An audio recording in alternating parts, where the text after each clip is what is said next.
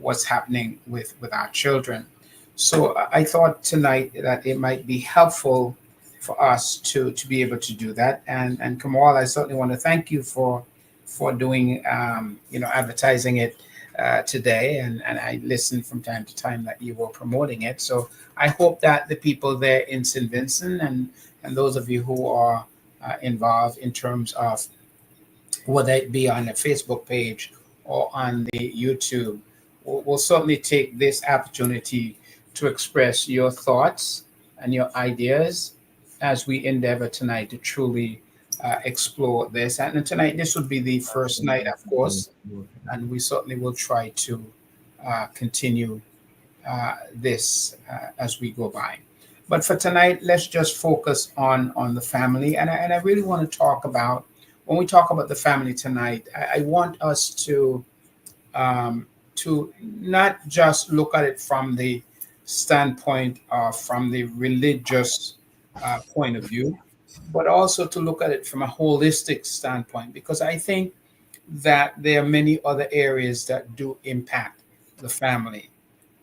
And so my goal tonight is a very simple one, maybe a little ambitious, of course, but I want to challenge us to really begin to look at how we can begin to detoxify the social environment in such a way that we can begin to strengthen our kids and strengthen parents so that we can give them the skill that they would need in order to resist the toxic elements that is so pervasive and enduring in terms of culture and in our society today. And so, like I said, that's a very ambitious goal, obviously, but I think we are all working at this at different levels. I think educators are having a challenge in terms of within the education system. I think politicians are grappling with this as well, in terms of how do we reduce crime and violence. As a matter of fact, I was talking to um, a friend of mine just today that, and he was sharing with me that there were five young men that were murdered in one of the Caribbean islands this week. And three of those young men are her family members, and how broken she is at this particular time. And then she went ahead to explain, the kind of background that these youngsters came from. And as she, shared that, in one instance, she was talking about how a mother of one of these youngsters was murdered, how the mother had to work, and in order to keep things afloat, that she would go to work and then she would leave her job just to come home in time just to breastfeed the child, and then she would leave the child at home alone, and then she would go back to work. And I tried in my mind to envision what that would mean for a child, that the only time that that child will have some quality contact was in the feeding moment, and that the hours that would go by after that, that child will certainly be alone. The other youngster that she was trying to explain to me was the fact that the father had died early, and that the mother really was just none, just didn't exist there, and how other family member had to, pitch in to help on this. And two of those boys were with different fathers, and so when she unfolded the story, I was thinking about, if we talk about how we raise our children and how important it is for us to create a nurturing, healthy, stimulating environment where we can, endeavor to move children into the adult world and to give them the skill that are so vital and critical for them, so that they can begin to make wise decisions as they go through all of those different developmental stages that they must go through, and to face all the challenges. So I thought about that.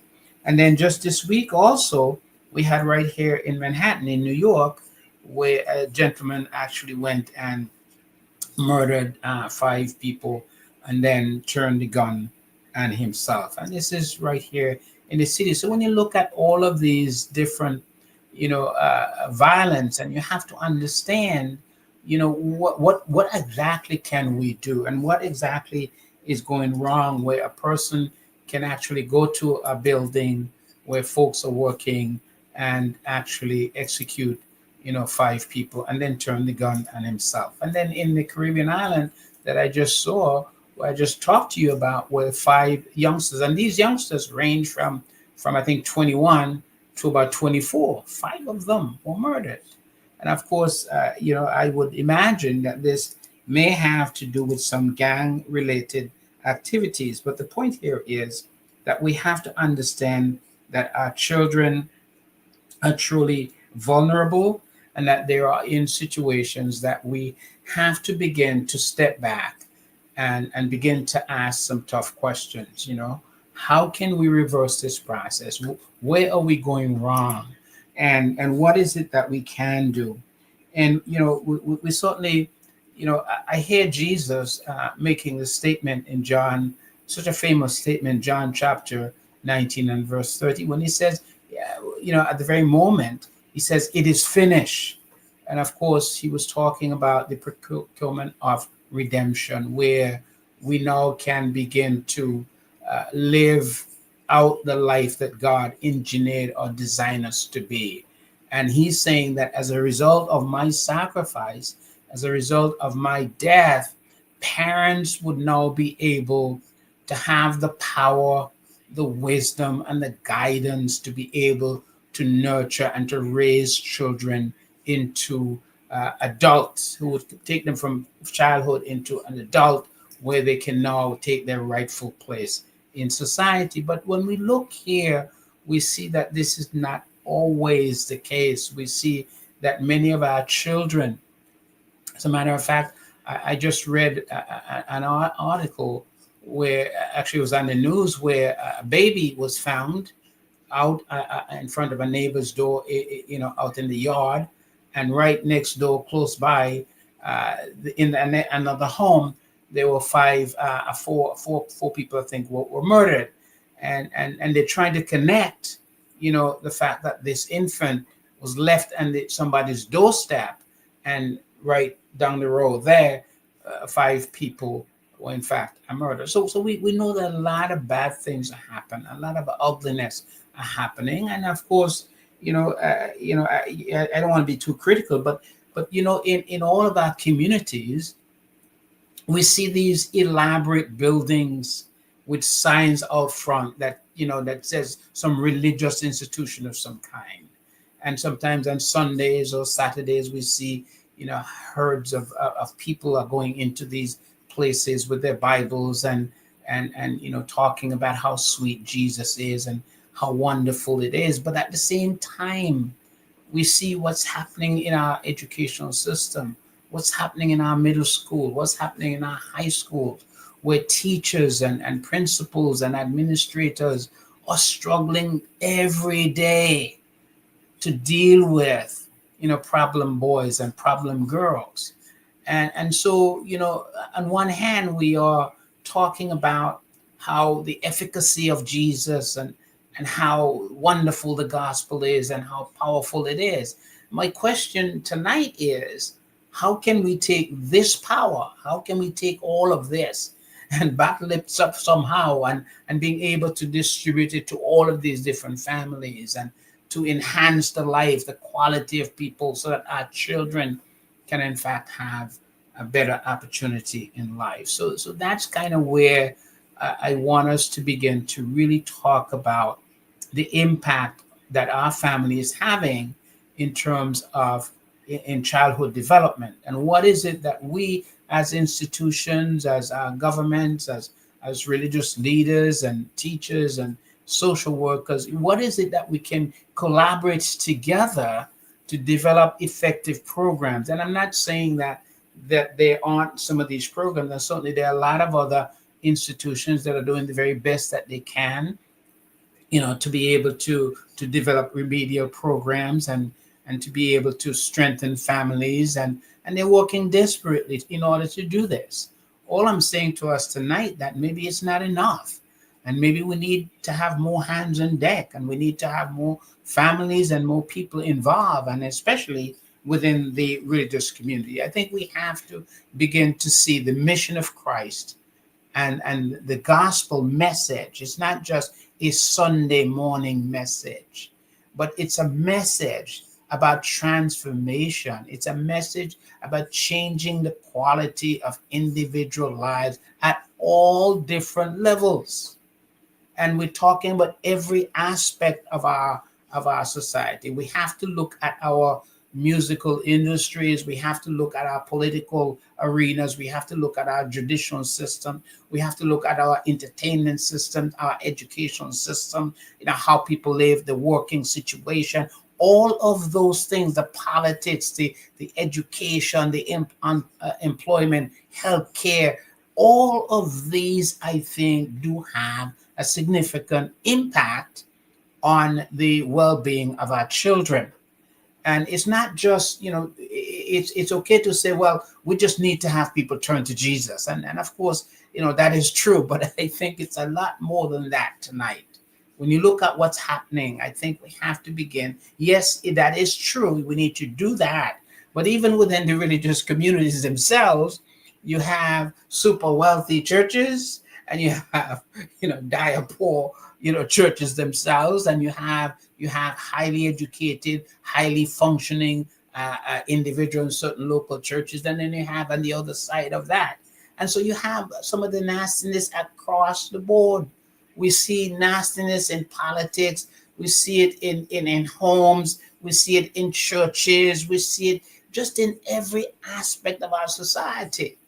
So I think we have to step back and take a good look at, because you see, adults, criminal adults, came from a home. They were nurtured a certain way. So all I'm saying to us, we need to go back and really look at how our children are being raised. And Samantha, it's certainly a privilege to have you with us here tonight. And Stephanie, it's great to have you. Patricia, it's certainly good to have you. Nathaniel, it's certainly it's certainly a privilege to have you as well, Linda. And so I hope I will spend some time taking some glance at some of the Facebook pages if you want to comment there. And certainly Kamal would be monitoring the phone lines. And as he mentioned, this is a time when we certainly need to have you share your thoughts and your ideas. And of course, like I said tonight, I'm hoping that within this series, that the ultimate focus is to begin to talk about ways how we can strengthen our families to be able to resist some of the toxic elements that seem to be so pervasive within our society today. Culturally, we see things are changing rapidly. And I know we kind of look at it in a sort of a pessimistic way, and rightfully so at times. But I believe, given the level of what we're seeing in our society, what this says to us, that the doors are wide open for us to come up and begin to talk together, to collaborate together, to come up with intervention, not with financial resources, but also to put all of our human resources together, put all of our social workers together, all of our counselors together, all of our professionals together, and let us see how we can sit at the same table and begin to have some dialogue and some conversation as to what we can do within our community at small levels. How can we strengthen our families? I think all these things are really critical for us. And I think, what I'm asking tonight is really, it's a goal that might be ambitious, but I think I think we can achieve it. I think this is something that is realistic. But I also think tonight that it is imperative that we see the urgency of what's happening in our society, the ugliness, the level of domestic violence, the crimes that are committing, that our young people are involved in, the level of incarcerations, the murders, like I just said, 5 kids in a Caribbean island. I don't want to mention which island it is, but 5 just this week were just murdered. And we're talking about kids in the age of 20 to 24-year old youngsters. And in one case, 3 of these young men are within one family system. So I know on that island right now that parents, well, not necessarily parents, because parents didn't care. Because the only question they said to parents, I said, well, who's going to do the funeral? Well, there's no parents, nobody cares. But families have to come together, to pitch in together, to begin to mourn together, and be able to do what they need to do to put these 5 boys, in the ground. And so it's a very sad time in which we live. And so, I want to open this for us to have some discussions and all of this. And I believe that communicating, we have to, not only communicate in terms of teaching, but we also have to include the modeling of that theory. Yes, it is true that we need to bring theory to the table, but I think also theory is important, but we also have to think in terms of the modeling as well. We have to begin to work out the theory within our lives so that our young people can see what it truly means to love and to honor each other and to honor self. We have to begin to model that. And I think sometimes we become so didactic, so intellectual, that we think by simply We have just a caller. go ahead, caller. Caller, go ahead. Hi, good night. Good night, sir. Yeah, I just happened to tune in. Just give me a small update. I assume it's from a religious background and so on and thing. Would you mind, just for my sake, so then because you raised some issues there that I would like to make mention of, but I need to know from which religious background are you speaking from, first and foremost. Well, I mean, this program tonight is kind of a very wide program, to where we are looking at all the different variables that do have an impact on the quality of people's lives. I think poverty have an impact on people's lives. People's mental health have an impact on the quality of life. I think the family system has an impact on the family life, and of course the religious aspect as well. So all of that, I think, have an impact on everything that we do. And so I don't want to narrow our discussion on one particular denomination. You follow? No, but the point is, I even don't know who I'm speaking with, first and foremost. So I don't know the religious background. Oh, If you just, okay. No, I yes, understand. Yeah. Well, I am. Wait, what? You're in St. Vincent, right? yes, please. Okay, you're in St. Vincent. And what part of St. Vincent are you from? And the north side of the island. Okay, and the windward side of the island. Okay, I'm just trying to think of a religious group that you may be familiar with that may connect me with that. There is the Kingston Church of Christ. There is the Retreat Church of Christ. There is the Bible Church of Christ. There is the Honorsville Church of Okay, Christ. So there is also there. I think very well. there's a program on WeFM at six On Tuesdays. and Tuesdays and Tuesday with Jack Joel Jack. Yes, Okay, we yes, are. yes, yes. Very well, very well. Yeah, Jack may not want to be Okay. associated with it, but we're when it's the same religious group. Okay, I shouldn't even have mentioned his name, but please forgive me, Jack, if I offended anyway. But yes, we in the Yeah. same kind of faith. So that gives you an idea Okay. of what it So is. it gives me an idea. Okay. Um, but my issue is that many of the churches them, when you call for a together or a day of prayer, you will get that we don't associate with those groups.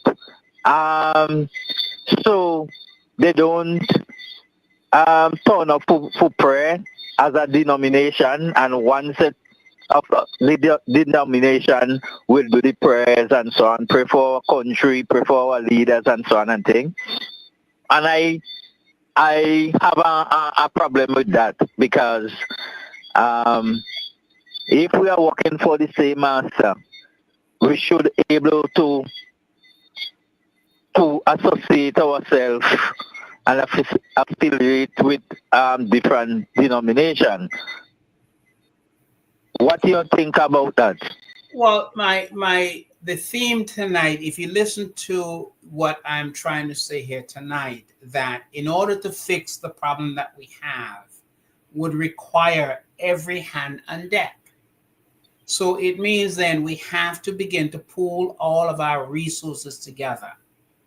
And pulling all of our resources together, meaning that being able to get all of our social workers, being able to get all of our psychologists, irrespective of their religious experience or background, and be able to pull everybody together and begin to, dialogue together as to how we can begin to use our resources, not just our financial resources, but our human resources in strengthening families, being able to help families, young families.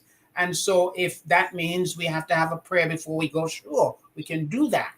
But I think what the pushback might be is that, one of the central feature might be that, we have to have some common ground on which to be able to. Prayer is critical.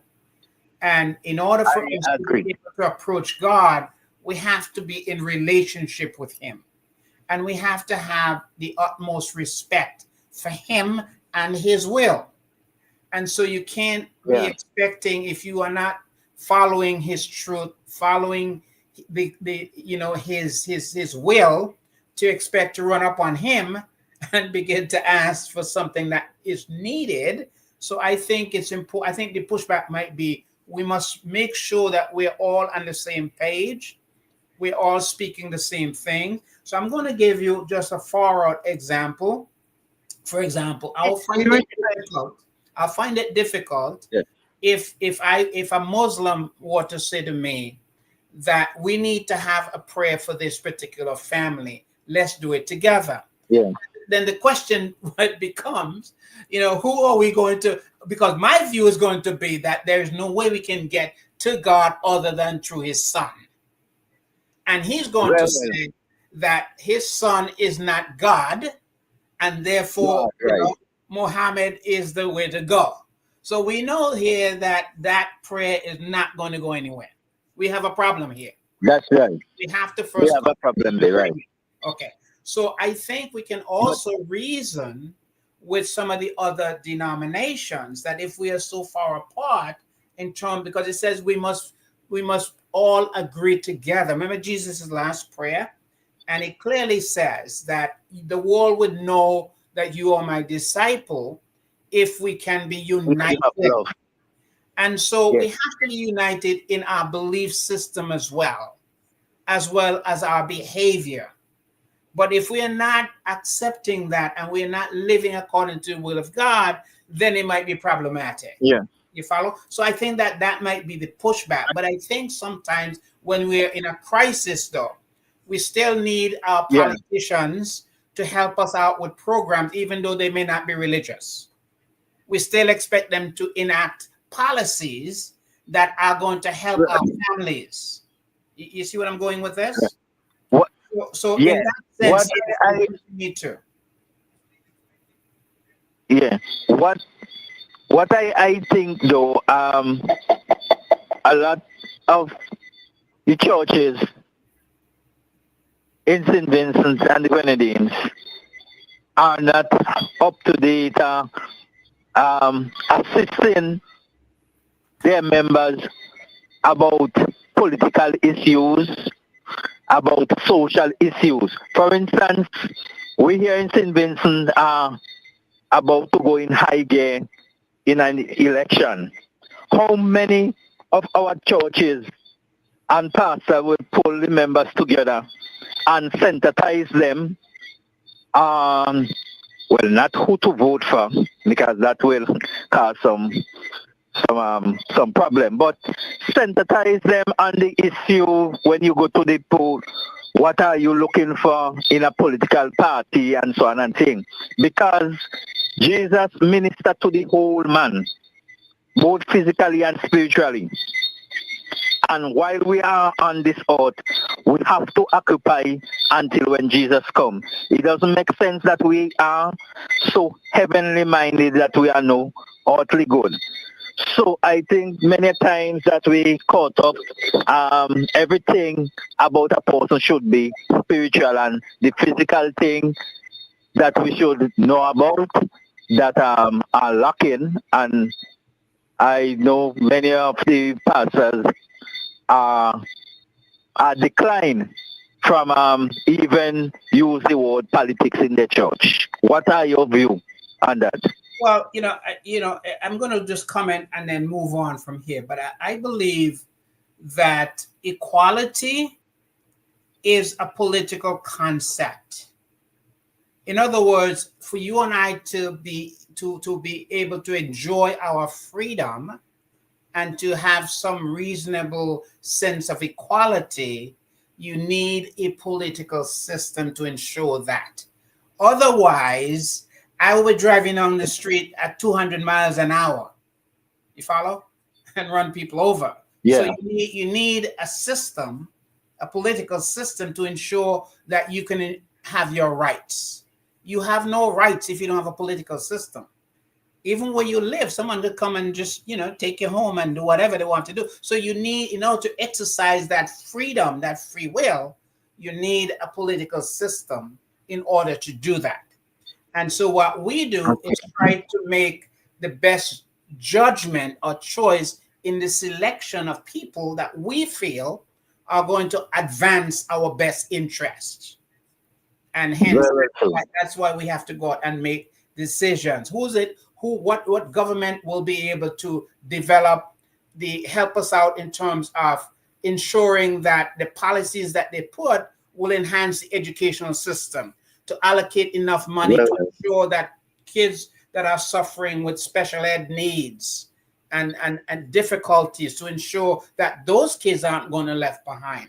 You need government with the incentive and the vision to be able to allocate resources to that. If we need a better health care for our children and our families, then we're going to be able to have an opportunity to select a government that seem to have that kind of a vision. And sometimes we're not always right, but we make the best guess, and sometimes they fail us, and sometimes they do what we want. So I believe that we have to begin to be involved in creating not only a community in terms of our local Sunday situation or whatever that is, but we have to begin to look at the wider society, because that's what's killing us right now. It's the wider society. In the church. But let me just move on, because Samantha is saying here, and thank you for your call. And I think Samantha said, can you speak to the development of child, and what age does the family have an influence on the child? And basically, I want us to think about what. Go ahead. Thank you so much for your call, caller. But the proverb writer says that we are to train up a child in the way that he or she should go, so that when they get older, they will not depart from it. So what this is saying to us is, and Sigmund Freud did conclude his analysis, his age of development. He said by the time a child reaches the ages of 6, his character, his personality is set. I happen to share, I don't necessarily subscribe to that view, but I do believe that, we can change. And we see that in the Bible, because the Bible says very clearly in 1 Corinthians chapter 6 and I think verse 12, that such was some of you, but now you're changed. So I believe that our ego system, is adaptable, and we can always grow and we can always change. Doesn't matter. But I think the basic, within the first 6 years of life becomes critical, because that's when the personalities develop, the characters develop, and that's where you need the parent to be involved in that process. because if the parents miss those critical first 6 years or so, if you add maybe 7, 8, doesn't matter, but within those critical years, that's when the character is shaped and the character is formed. But what we are seeing though is that because of financial situations and because of the single parenting situation, where you may have a parent, a single mother, who may have 3 children and have to do 3 jobs in order to feed and to support, and then these children are left without any guidance. And then what happens, this child goes to the school system, and because the child was not well trained, his behavior, and it may be some mental health issues that the child may develop, or it may be ADHD, where the child can't concentrate, and the child begin to act out in school, and next thing you know, the child is suspended or thrown out, but there's nobody at home because the mother is working. So the child is left home by himself or herself. And then you could tell what happened with that situation. And so I'm saying to us, when you talk about what age, I think we have to understand that is why God set up this system the way it is, and it is broken, obviously. But I think that the plan here is to have a mother and a father, and the Bible set it up in such a way that the father would be the person who is actually by the sweat of his brow would actually go out and be able to, finance that family, and then the mother would be the one who would be nurturing that child for the first 6 years or so, at least. That's what most of the psychologists are saying, and not only just psychologists, but I think a lot of neurologists are saying the same things, that the brain during those early phases, that's when they get developed and children learn things. And we have to understand that something, that the child comes into this world with 2 critical elements, 2 critical pieces that we need to understand. First of all, he enters the world with the divine DNA. And secondly, the child is blessed. The first day, the child is blessed. So you have a child now that is now become the ward or the Guyanese custodian, which is the mom and dad. And this child with the divine DNA is now placed in the care of this mom and dad. And this mom and dad now is going to nurture this divine DNA so that it can become healthy and become what God expects it to be. And I think that's where I think the educational system are struggling with. I think a lot of social workers are struggling with, how do you help this child?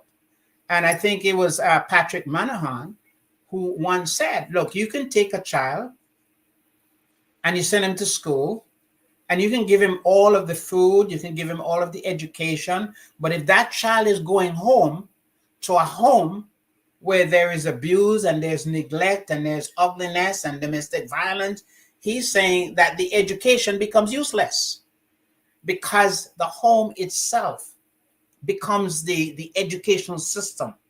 That's where the implementation of all this thing is information is now being acted out and modeled, where a child needs monitoring, a child needs discipline, and all of that happens in those early first 6 years, where the parent who genuinely, and the child should experience that love.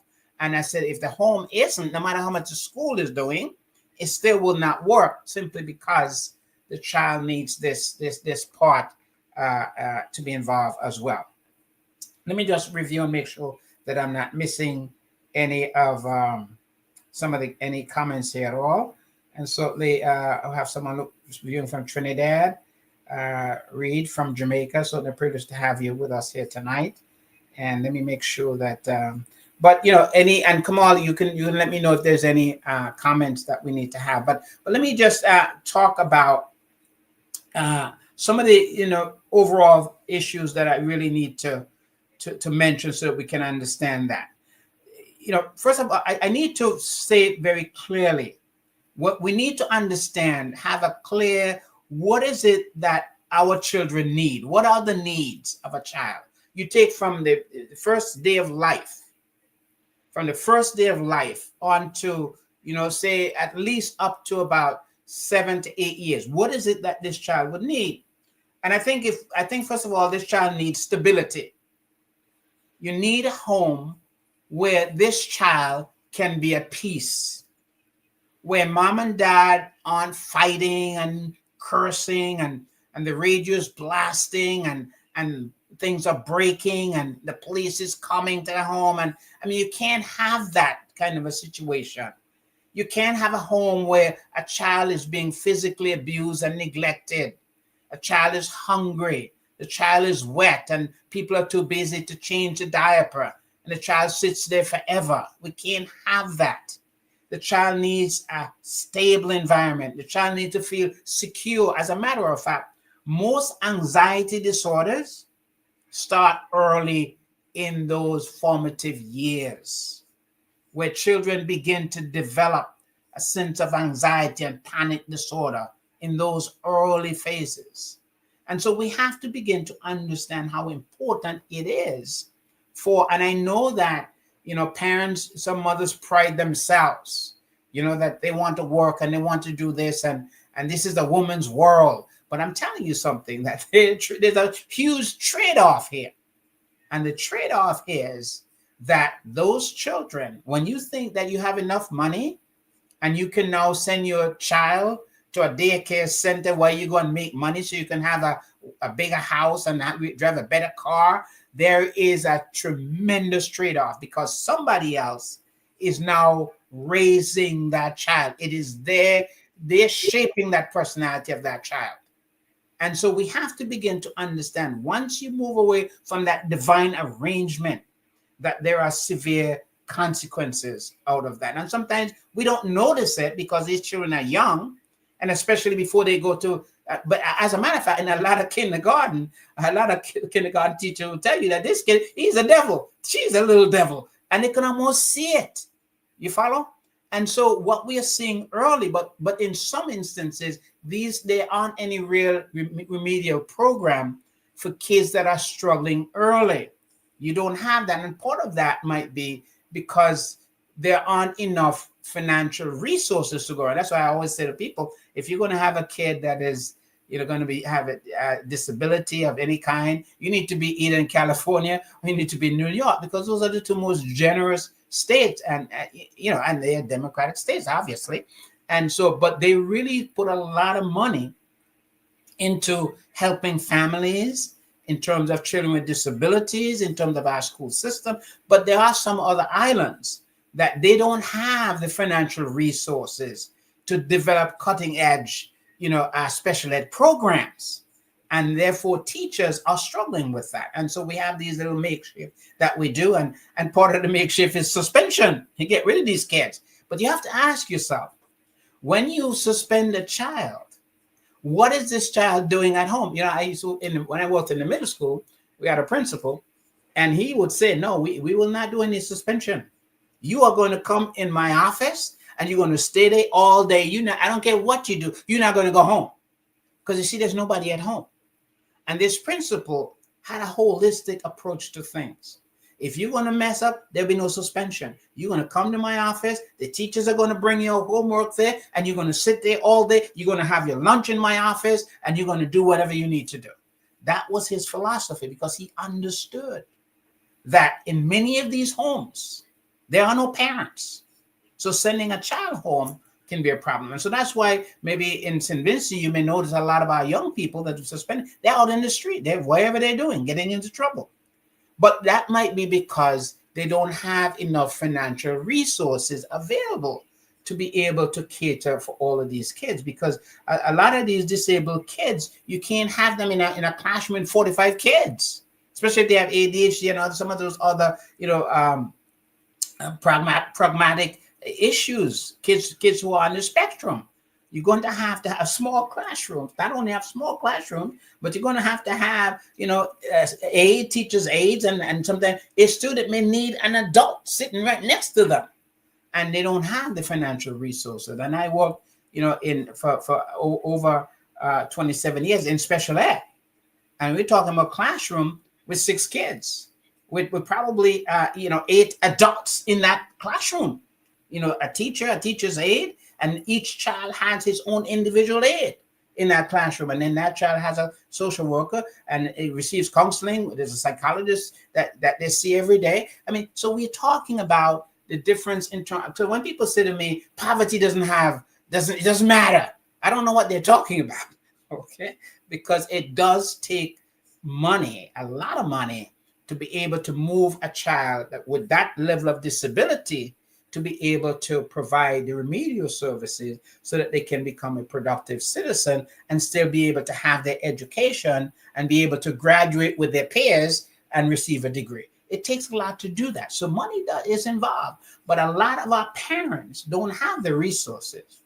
A lot of our parents don't have the ability to be able to go to the school and attend meetings and be able to sit in terms of collaborative intervention, be able to do what needed to be done so that the social worker and the psychologist would have a better makeup of what's going on and how well their children are doing. So a child needs stability. They need security. They need to feel accepted. They need to feel that the family do in fact care. But also, I think kids need to know that their families are respected. Because children know when their family aren't respected, okay? And that disrespect is then transformed into where they may begin to think there's something wrong with me.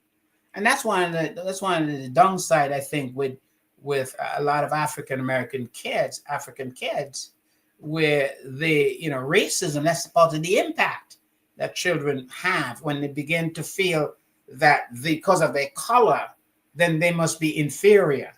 And then that they begin to internalize that.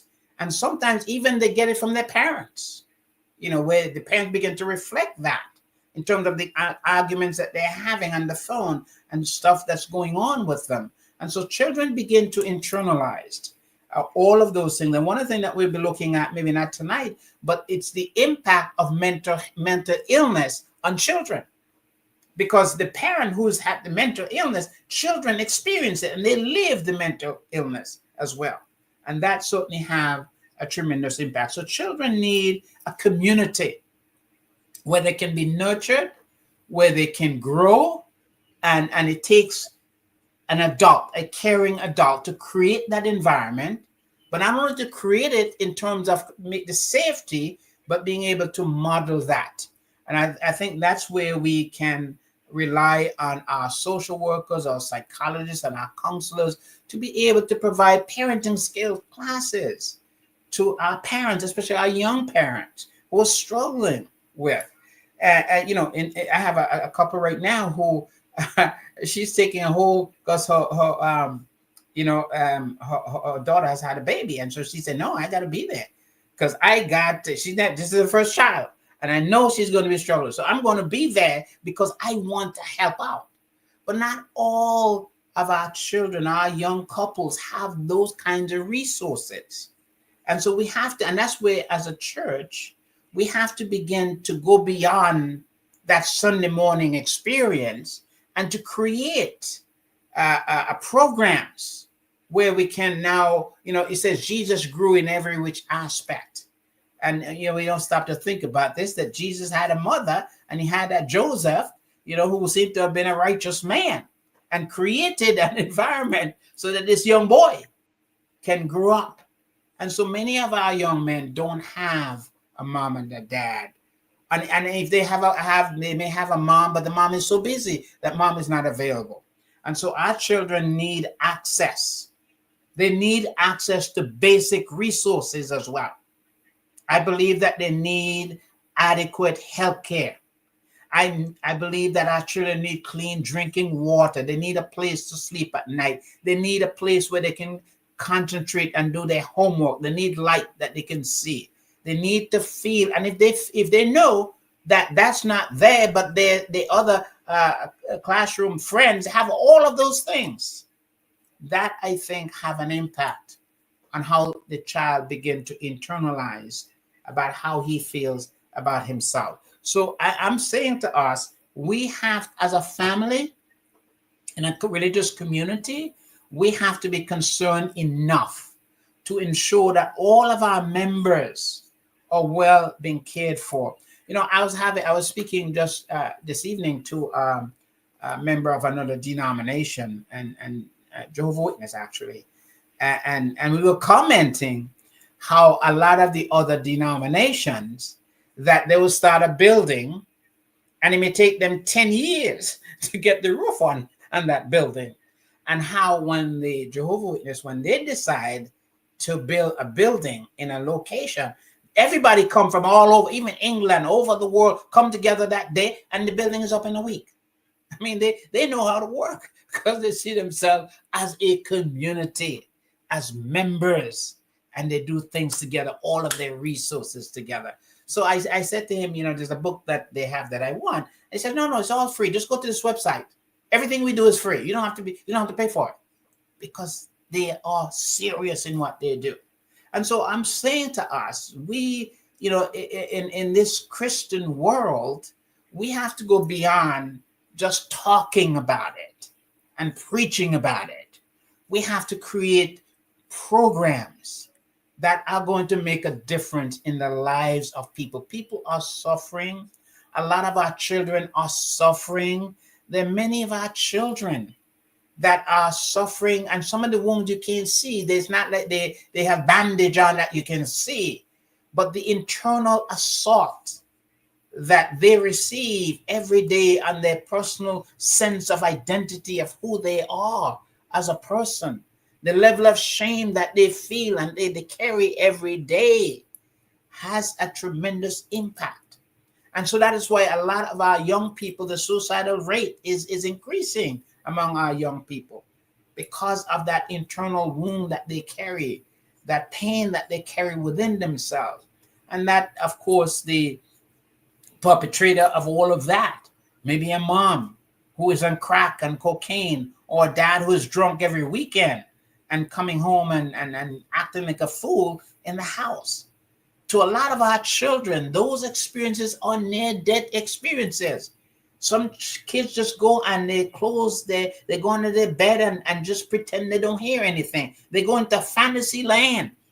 And sooner or later, when they become good at that, we put a label on it. We call it a psychotic disorder. And then we start medicating them.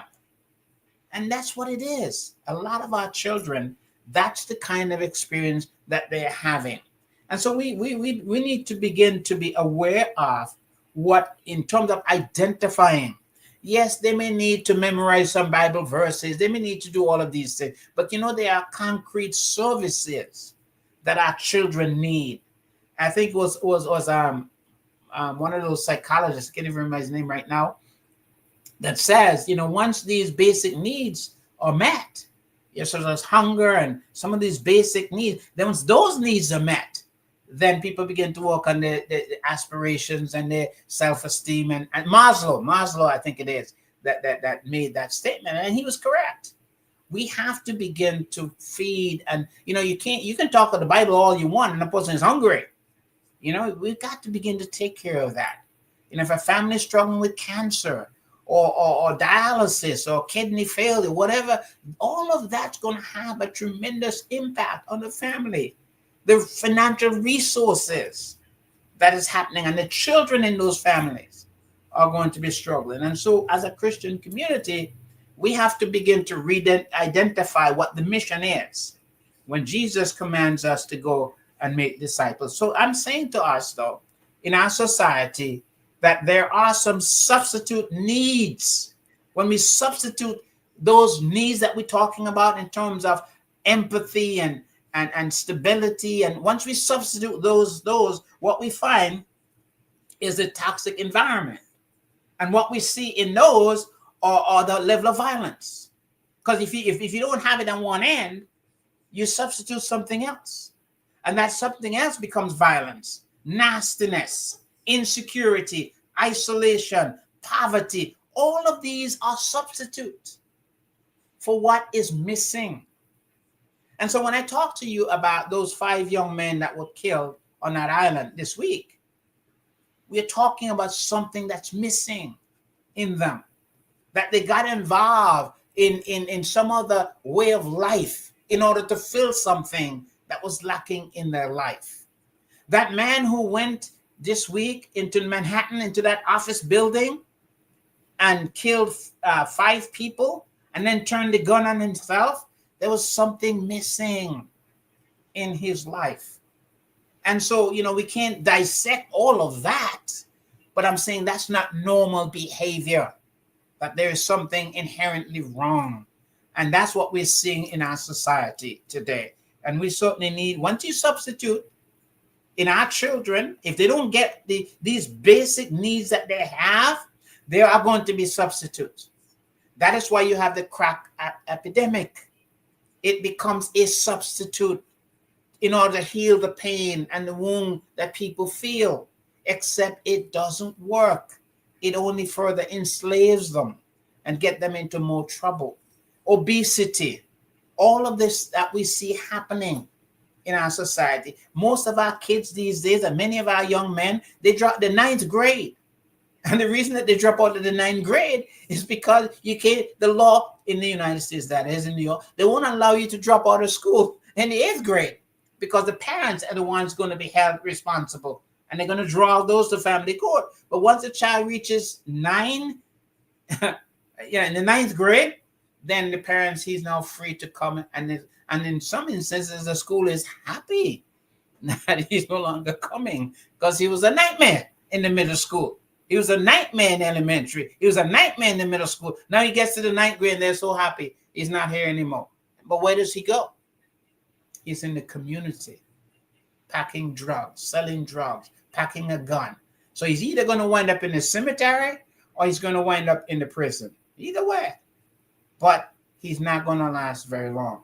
And so what I'm saying to us is, Jesus asked us that we ought to go and make disciples. And I think that this is not just about proselyting. This is about telling mom and dad to be able to take this youngster that God has blessed you with, that youngster that is now embedded with the divine DNA, that is now blessed, that to take that and to transform it into God's glory so that he can become a responsible citizen and make meaningful contribution and live his life and start a family. That's what it is. And so we have to begin to prepare our families for these responsibilities. And if we can't do that, then let's not be critical about crime and violence and all this stuff that's going on. Let's shut our mouths, shut down, tone down, unless you're going to recognize the problem and begin to work in that direction and try to make a difference. So I'm saying to us tonight, Moynihan, and I'm not really sure, and I think that somebody showed me just this week that this statement actually was made by President Reagan, but I think Daniel Patrick Moynihan, I think, made the statement first. I'm not sure who did. But the statement is the family is the cornerstone of society. And I think when I go through, if you Google that, you're going to see that Reagan is the person who made that statement. But I think that Patrick Moynihan was the senator in New York, and he wrote a book. And I think he made a statement because he said, and I quote him, this is what he said. He says, more than any other force, he talked about the family. It shapes the attitude, the hopes, the ambition, and the value of the child. Is talking about the family. And that's how important it is. That is the responsibility of a mother and a father. We're talking about the nuclear family here. And I know that we are in a place now where we no longer want to talk about the nuclear family. It's almost offensive to talk about the nuclear family. But I want to let you know here that it is God's will when he created this nuclear family, the way he set it up. And that is the best family. And that's how if we want to have a healthy society, a healthy community, and have our children raised the way that God designed them, engineered them to be, let us put the nuclear family as a priority. And this is what God wants. And that is how we ought to do it. And so Moynihan is saying that the family itself it shapes our attitudes and our hopes and our ambitions and the value of the child. It is, children tend to copy their parents. And so if a child is socialized in a home where the dad is yelling every time he wants something and he start hitting, eventually the child start practicing that. And the son will start hitting his sister because that's how you get things done. And eventually he goes to school and he start practicing the same behavior, and then he gets suspended, and it happens. This cycle is a vicious cycle. Whatever you sow, you will reap. And so this gentleman, Patrick, is saying to us that the family is a cornerstone. I quoted this. I want to quote this again. He says, so unless we work to strengthen the family, to create conditions under which most parents will stay together. And he's emphasizing that. He's saying, unless we create conditions where parents, both mom and dad, will stay together at all costs, schools and playgrounds, public assistance and private concern will never be enough to cut completely the cycle of despair and desperation. You know what this man is simply saying is, don't play with the family. Let us put our money in the family. Let us keep families together. Let us strengthen family. Let us give them the resource that they need to build healthy, strong families. And we wouldn't have to build prisons. That's what he's really implying. We don't have to build prisons anymore. Because if we do what we need to do for our children, by enhancing our families, help them to be good at what they do, that God designed them to do, then we wouldn't have to put the money over here. As a matter of fact, we wouldn't, in the United States, we spend more money in military hardware, in bombs and nuclear weapons. We spend so much billions and trillions on that, and how much do we spend on education? Not much, do we? Spend little on that. But if we reverse that, and put the money in those areas, then maybe we will do a lot better as a family. So what I'm saying to us tonight, and I didn't get to say a lot of what I wanted to say, but time is sort of gone here. Let me just make sure before I end, just make sure that there are any more comment. Within those critical years, what influence does the mother and the child versus the influence of the dad and the male and so on. I really believe the divine pattern is that the mother, I think, has a tremendous role in that nurturing role. But also, I think you need to have the father, because you have to have both to influence. I think the girl has to see the other side of the father, and the boy needs to see the other side. So I think it's a team affair, and I think they both must work together because they both have elements in them that they must bring out within the family, the system. And I think that's the way that God designed it to be. And I think that's why I think this one parenting situation it's really exhausting. I really think it's exhausting to have one parent. And I was talking to one of my young friend, and he was talking about when he goes home to work, because the mom is so tired and she goes straight to bed. No, he has to do the rest of the work with the baby and stuff like that because she's so tired. Okay. But it takes two to be able to do this.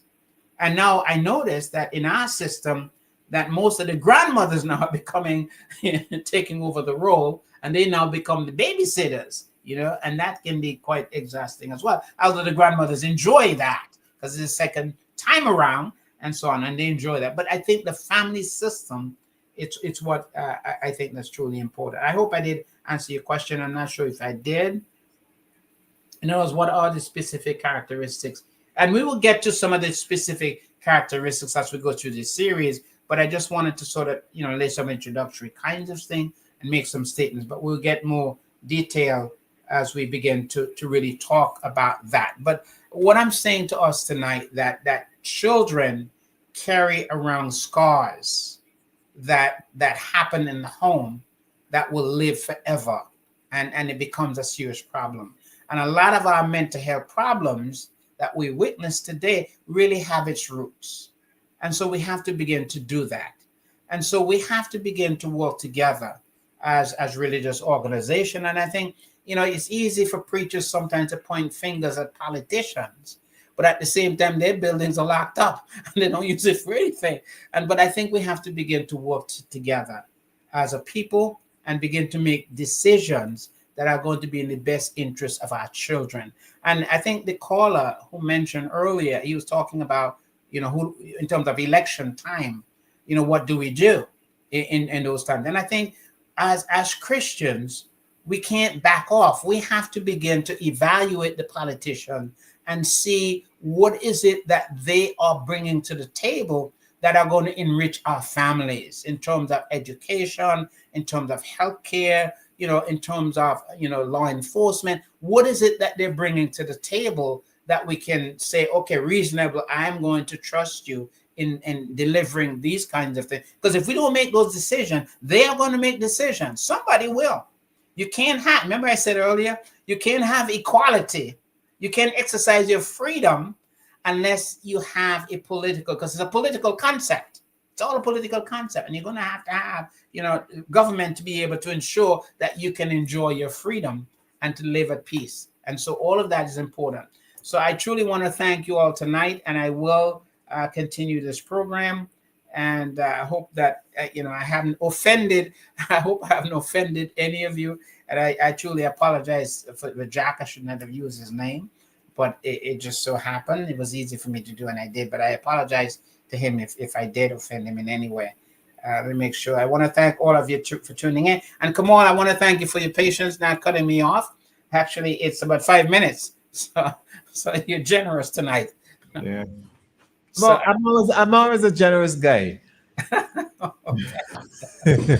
I will remember that. But thank you so much, and God bless. Definitely, you're welcome. Well, I want to thank you, Doctor. Would you be there'll be a continuation of part Yes. two? Oh, yes. I'm going to do a whole series on this. All right, so you could just give me a heads up, so that I can continue to promote the program, so that we Go can ahead. It will get be as much continuing. engagement as possible. Continuing, yeah. All right, thank you very much, Dr. Davis. As always, it's a pleasure having you each and every Wednesday here on WeFM. God's will, we hope to have you again next week. All things being equal. Thank you very much. Well, St. Vincent and the Grenadines, we're 6 minutes after 10 o'clock, and it's time for me